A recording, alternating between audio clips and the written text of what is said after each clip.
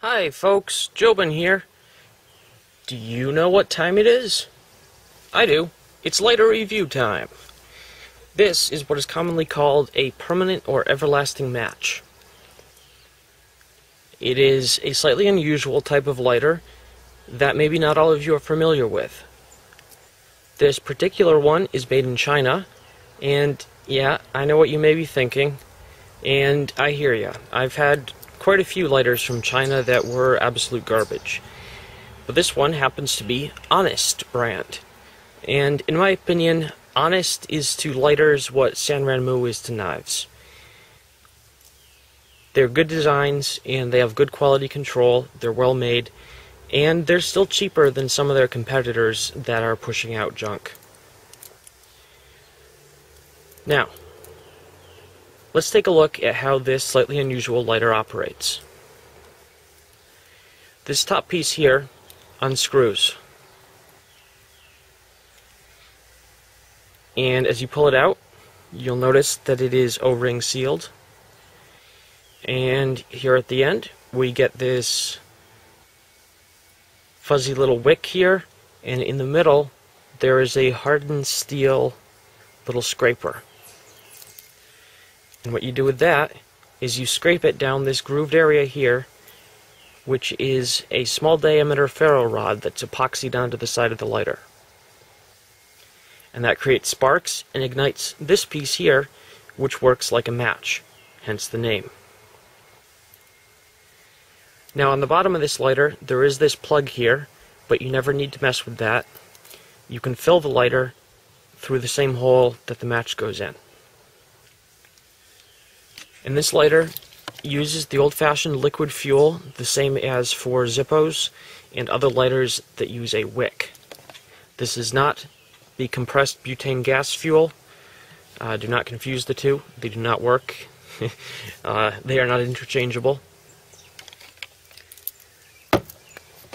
Now, these things always have little spouts that you need to have long fingernails or a knife to sort of pop it open.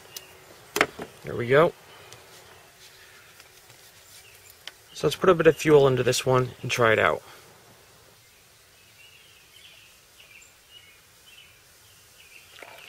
That should do for demonstration purposes.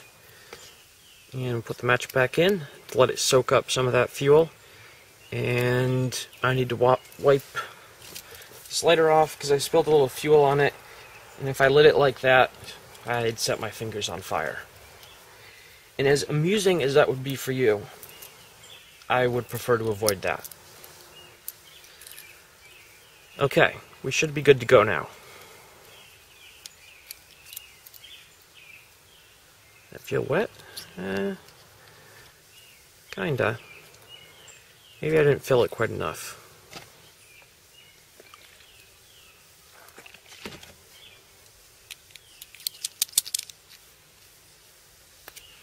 Ah, there we go.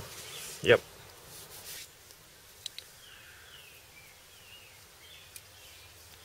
Okay. And the best way I've found to do this is not a striking motion like that, like with a standard match, although that can work. I prefer to go in sort of a plowing motion. This is a new ferro rod, so it'll take a few scrapes. Here we go. Whoosh. And you have yourself a metal match. And you can light your candle, stick it, under your fire to get it going.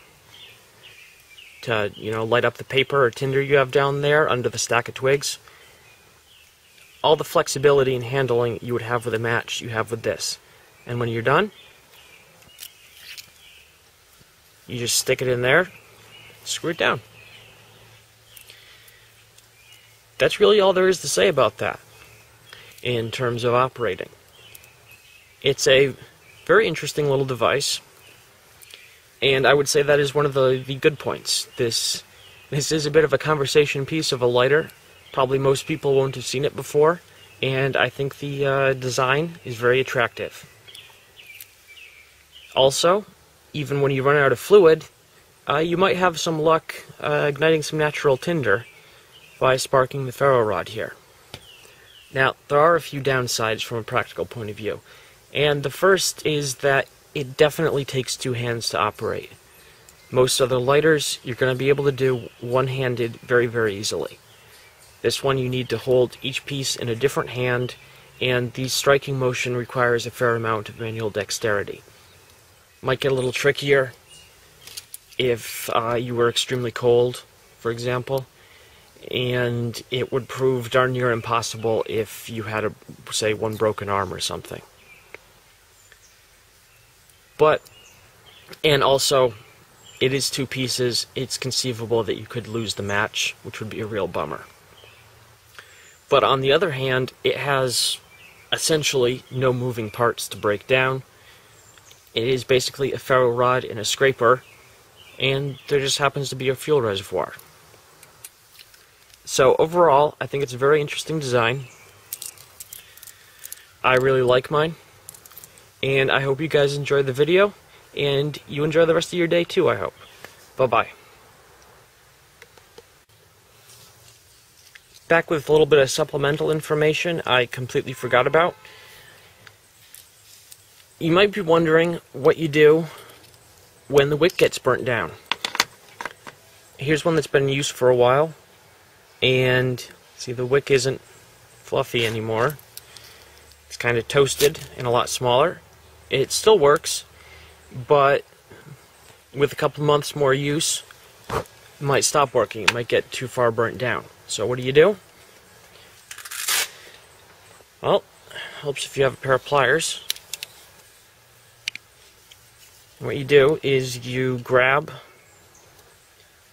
the little hardened steel scraper bit and you just pull it out like a tooth. Set that carefully somewhere you won't lose it. And this now is just a common wick, probably the same as you'd see on a Zippo. It does have the little metal wire running through it to give it some stiffness. And so you pull it farther up, and you take your little scraper thingy. The rounded end goes in first, and the square end you leave sticking out.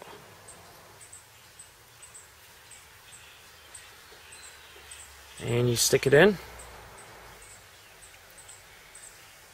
like that, and then carefully you find a firm surface to push it against. Not sure this plastic table will do it. There we go. There. Didn't come out perfectly even, but you get the idea. Now you have a lot more wick sticking out, maybe actually a little too much for this one. But the scraper is still accessible. Let's see how it works. Might produce too big a flame. Not bad. So there you go. That's how you adjust and or replace a wick. That's how you adjust or replace a wick on a permanent match lighter.